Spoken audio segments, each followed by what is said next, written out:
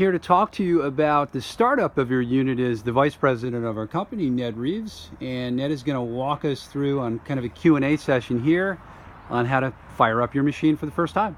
Very good. Let's walk up to the front end where the controls are. Here in the front end of our machine, we've got our valve bank. There's 3 valves. One for your material valve, one is a solvent valve, and the other is an air intake valve.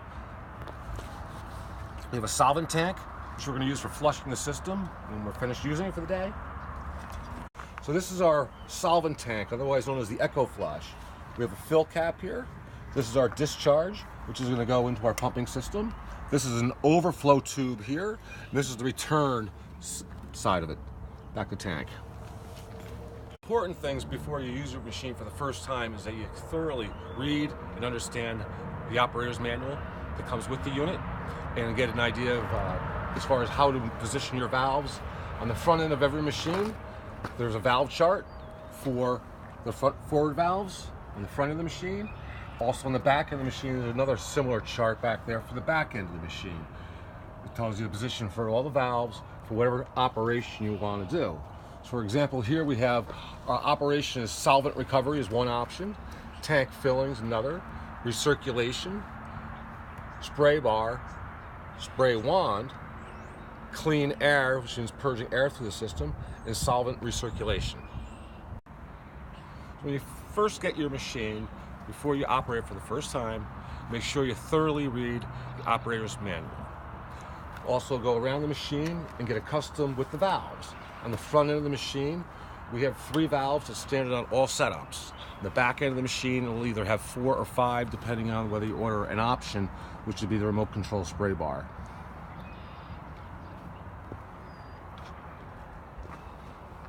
On the front end of every machine, as well as in the rear, there's an operational valves chart for the different positions and different operation you're going to use. And there it'll call the valves out, valve 1, 2, and 3, and it'll tell you the position the valves need to be in for a particular operation. This is our digital temperature controller for the diesel burner. It's settable by increasing temperature or decreasing. And once you get the desired temperature, you hit the set, it'll lock it in. And what it'll allow the burner to do is, once you turned it on from the back end of the machine, it'll run up to say 180 degrees where you have, once it hits that number, it'll turn off. It has to drop about 2 or 3 degrees before it'll kick back on, but it will cycle on and off all by itself. Before your first job, make sure that you fill the solvent tank with the appropriate solvent for your material. And before you do that, confirm that this clean out valve at the bottom is in the off position. Also at the bottom of the tank, there's a drain valve for cleaning out the tank, which is located down here. Confirm that that is off as well prior to going to the plant to get asphalt. On the bottom of the machine here, at the bottom of the tank, you'll see there's a pipe thread coming down. This is actually the overflow tube coming from the manway access at the top. So if the tank were to, if you were to overfill the tank, material would spill out of this hole here. It also acts as a vent for the tank, but that is an overflow. It goes right to the top of the access door at the top, the hatch, if you will. So if you're filling the tank and you're heating the material and it was too full, the material has a tendency to expand. Here's a place for it to go instead of coming out of the top of your tank. So to fill the tank, obviously you're gonna have to go up the ladder here to the manway. You load this hatch here, double latching. Here's your access to it. Inside you have a dipstick to see how much material you have in your tank for an exact measurement. There's also a strainer basket inside that you'll put the hose in, and that's going to strain the material as it enters the tank, so any large clumps or anything like that will get caught in the strainer instead of going down into your pumping system. There's also a strainer down below as well, but this is your first line of defense. So on your material gauge here, it tells you the level of material. This machine has 1,000 gallons capacity down to 0. The red zone, which is the bottom 20% of the tank, is where your flues are located. They must be submerged if you're going to run the heater, otherwise you take the risk of a fire. At the beginning of every day, you want to make sure you have plenty of diesel for your diesel burner, which is your heater on the back end. Make sure this tank's full. Your gasoline for your engine, you want this full. Your solvent tank as well, make sure that's up to par and full of material. As well as check the engine oil daily. This is your strainer assembly here. Before you open this up, you want to make sure your valve 1, which is your material valve from your tank, is closed. Okay. Also, what you're going to do is run the pump and suck air through it. That way you can just empty the contents of this container out and it'll just return back to tank. You remove the 3 thumb screws here. Goes out real quick. What you'll find inside is we've got a large rubber O-ring, as well as the strainer assembly itself, which just drops right down the middle of the tank. And there you have the strainer assembly. This has solvent oil in it right now. You always keep solvent in the system. There's the inside cover with the O-ring. Drops back in there. Assembly goes back on. Like that. We'll put thumb screws back in. Just remove the screws from the top of the strainer assembly. It's back of your cover. We have an O-ring for the seal. This is your strainer basket assembly here. This is going to be solvent oil in there. We leave that in the system when we're finished for the day. And that'll get purged out before we use the machine again. So at the end of each day, after you run solvent through your system, you want to leave that in the system. At the beginning of the next time you're going to use the unit, what you're going to do first of all is you're going to recover your solvent. You left solvent in the system, so all we're going to do is we're going to remove this cap. We've got our recirculation valve for the solvent tank open on the back end. All the valves are closed. And then we'll open this valve here. All the valves are closed, and we're going to draw air through here using the engine, suck it down through the pump. It'll purge out all the interior plumbing of the system. We'll return it here on this line back to your solvent tank. During your solvent recovery, we're going to open up, which is now open currently, this valve here, which will allow the material from the manifold to go back to your solvent tank. Now that the solvent's been recovered, we're going to put the cap back assembly back in here. We'll close this valve. Engine's still running, okay? And the material isn't drawing anything at this point. It's under vacuum. We have to close our return valve to our solvent tank, which is over here. This valve will get closed, off position. So now we're not moving anything, and the system's full of air. Now we're going to turn on our return to tank valve. This is circulation. This valve gets opened. Then we'll go to the front end of the machine. We'll turn on a material valve to allow material into the system. So that'll be this valve right here in front of our strainer coming from the tank. All the valves are off. We open this valve up. Engine's running, pump's running. Now we're going to be recirculating material from the front end of the tank through the system and back into tank. So now that we're pumping material back to tank, it's just going through the loop. We decide it's all right, it's time to work. What are we going to be using? We're either using our spray wand assembly, or we're going to use our spray bar assembly to empty material from the machine. If we're going to use our spray wand, we'll open up, make sure your spray wand's actually turned off. The valves are not open over there. Confirm that, otherwise you'll make a big mess.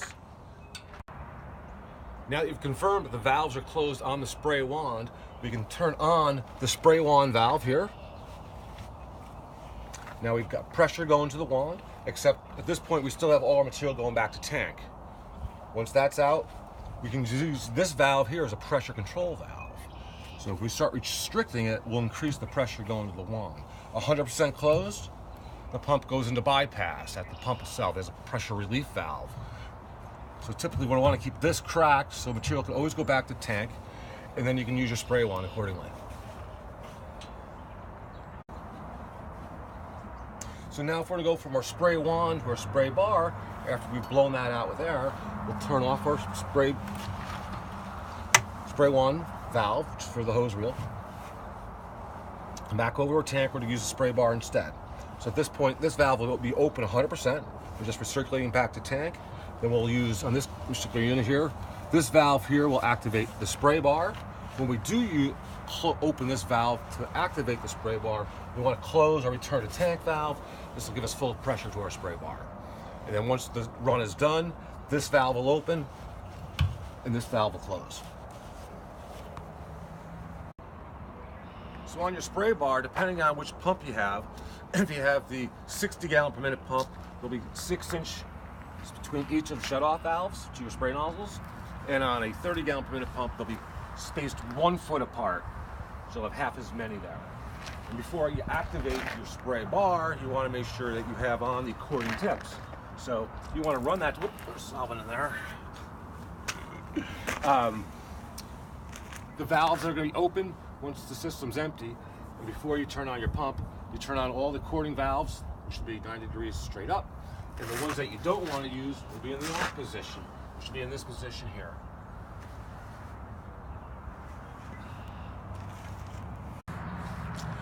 If you ordered your STRATOS machine with the optional remote control spray bar valve, which is this assembly right here, this is operated pneumatically. Over on the side here, the driver's side of the machine, we have an air tank. It has an on-off valve here to charge the system. You simply turn that. You charge the system with up to 125 psi of air, along with the remote control. When you push the button, it'll open the valve. And when you push it a second time, it'll close the valve. This tank is rechargeable via air pump. Should your remote air valve, should you run out of air, you can always do it manually. There's a loop on here where you can go around it. So this is our return to tank valve. And this here is a bypass valve for this valve. So here you can turn on your spray bar. You close your return to tank. Now your spray bar is on. You're going to turn your spray bar off, turn your spray bar off, and turn your return to tank back on. So at the end of the day, when I'm going to do clean out, what we're going to do is we're going to shut off our material valve from tank. We're going to give our solvent valve in the off position. We're going to open up this cap here. We're going to allow air through the system. At the back end of the machine, we have return to tank, or recirculate mode is what we're in back there. We'll open up this valve here. We're going to draw air through the system and put all the material that's in here, the entire plumbing system, and push it back into our tank. We'll let that run for about a minute or so. Then we'll go to the back machine and we'll turn off our return to tank valve, our recirculation valve back into the tank. We'll shut that off. Then we'll go into our flush out system. So now that you've purged air through the system, before you do anything else, we're going to shut off our return to tank valve. That way, if the material level's above this, it won't back up into our system. And right now, we've got nothing but air in there. So now that we've purged out all of our plumbing and manifolds, we want to either clear out our spray wand or our spray bar, depending on whatever we just used. And at that point, what you'll do is, say we use the spray bar here, we close our return to tank valve, we're still drawing air. We want to purge all the material out of the bar off. So all the valves are in the off position. We'll take a 5-gallon pail, we'll push nothing but air. We'll go to the low point. We'll open up valve 1, 2, 3, 4 with a pail underneath it until the air blows out of each of those valves. And right on down the line for whatever you used. And if you didn't use a spray bar, instead you use the spray wand, in that case, simply you're going to open up the valve to the spray wand. And then you go over to the wand itself, and again, into a 5-gallon pail. You're going to push air through the system so you get all of your asphalt out of your lines.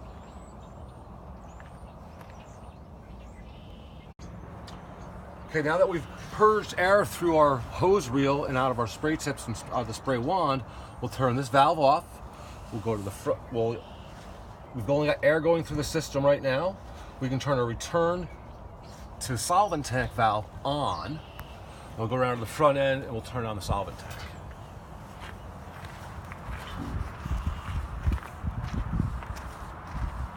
So over here, we're going to close this valve. We've got no more air going into the system. This is our solvent tank here. Here's the line going to the solvent tank. This valve gets turned on. Now I'll run the solvent through the loop, through the internal plumbing, and it's returning back to our solvent tank.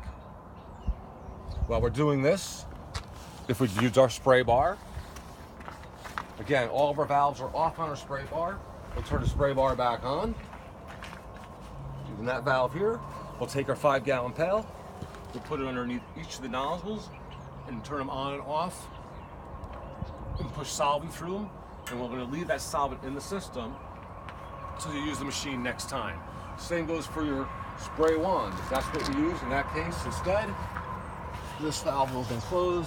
We'll turn your spray bar on, confirming that the nozzles are not on over there. And you're going to run solvent through the hose and out your spray wand, out your spray tips. And again, you'll turn that off. You'll come back here, you'll turn this off. We're not using it anymore. We'll go to the front. We're turning off our suction line from the spray, from the solvent tank. Shut our engine down. We'll close valve here, which is to return the tank. And that's it, you're done for the day. You now have solvent in your system. Everything's gonna stay nice and loose. All Stratos units have a standard 3-inch port down here. This one here is accommodated with an overnight heater. This will help maintain the heat of your material. And also, if you don't order this option, this will be a plug. And we've had customers who, instead of using this, they put a 90-degree fitting on, obviously when the tank is empty. They put a ball valve here, they run a pipe off to either the driver's side for filling 5-gallon pails. So they have a valve here at 90 degrees, bend a section of pipe with another valve on the end, and they're able to fill their pails or their pour pots. Our heating system here is a Beckett diesel burner. These are our control switches for it. We simply have 2 switches. We have one for our blower, which has to be on. And the second switch is the actual ignition switch. Now this is thermostatically controlled up front, so it will turn the ignition on and off, as well as the blower. And also, if the system's set up on the fuel tank that supplies the burner with a level indicator, and if it goes low, this light will come on and it'll shut the burner off for you. If you run out of fuel, that light comes on. You're gonna need to add more fuel to your system, and you come back again later. You can turn your blower on, you can turn your ignition on, and the system, being it has 2 fuel lines on it, one is a return, it is a self-priming system. There's no need to use the bleeder on it. The material, it may take a minute or so for it actually to come online and draw more diesel from the tank, but it'll prime itself. Ned, what happens if somebody has low voltage on their truck battery? Again, most of these systems are set up where we're pulling 12 volts from the towing vehicle. Okay, so this machine, the trailer plug must be plugged into a towing vehicle with the truck engine operating, so we have the generator working, and that's what's going to power our 12-volt burner. If somebody happens to have an electric start motor with a battery, or they've purchased the optional auxiliary battery package, do they still need to have their truck connected to their power cable up front? If they have the 60 gallon per minute pumping system with the electric start, that engine also has a 10 amp alternator in it. So no, as long as the engine's running, it'll maintain the battery and you can operate the burner. Unless you have that, it has to be plugged into your vehicle to supply electricity at 12 volts for your burner. And presumably it would be exactly the same for the smaller engine with electric start. Correct. All models, unless they have the electric start package on them, will require being plugged into the towing vehicle to operate your burner. When receiving your STRATOS Distributor trailer, typically it's going to come on a flatbed or a step deck.